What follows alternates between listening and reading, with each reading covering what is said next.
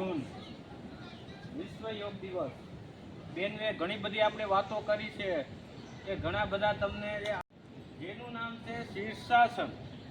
તમે પરિચિત હશો, જોયું હશે કે માથું નીચે અને પગ ઉપર હોય એને શીર્ષાસન કહેવાય. જો આ આસન કરવાથી આપણે ઘણા બધા ફાયદાઓ થાય છે. એક તો આપણા આખા શરીરનું લોહી છે એ મોઢે આવે છે, એટલે મોઢું આપણું ચમક કરે છે.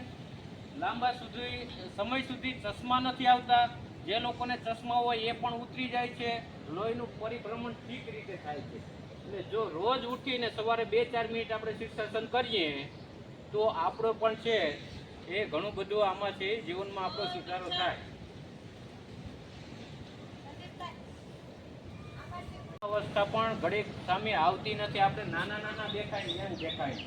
તો હું પણ બચપનમાં કરતો ને હવે ક્યારેક કરું, શરીર વધી ગયું છતાંય ક્યારેક ક્યારેક કરું છું હું અત્યારે. તો હું તમને બતાવવાની કોશિશ કરું કે આપણે પણ જો એ કરીએ તો આપણા જીવનમાં ઘણો ફાયદો થાય એમ છે. તો જો અહીં ઓછીકું રાખ, હું તમને બતાવીશ કે સૌપ્રથમ આપણે આ રીતના પોઝિશન લઈ લેવાની હોય. પહેલાં તમે ટ્રાય કરી શકો, આવું ઓછીકું આપણા ઘરે હોય તો એમાં આપણે ટ્રાય કરી શકીએ. આપણે હાથ આ રીતના રાખવાના, માથું આ રીતના, ને પછી આપણે ધીરે ધીરે ઊંધું થવાનું છે આ રીતના.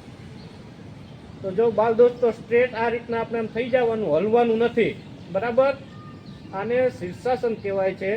ઘડીક હું રહી શીર્ષાસનમાં, પછી આપ જોશો કે મારા મોઢે લોહી આવી ગયો છે આંખોમાં પણ. તો જો આ રીતના આપણે દર 2-4 મિનિટ રહીએ તો આપણે ચશ્મા પણ ક્યારેય જીવનમાં નથી આવતા. આપણો ચહેરો એકદમ ચમકદાર પણ રહે છે. હું નીચે ઉતરું છું, જોજો મારી આંખો ને મોઢું લાલ એવું થઈ ગયું હશે. દેખાય તમને?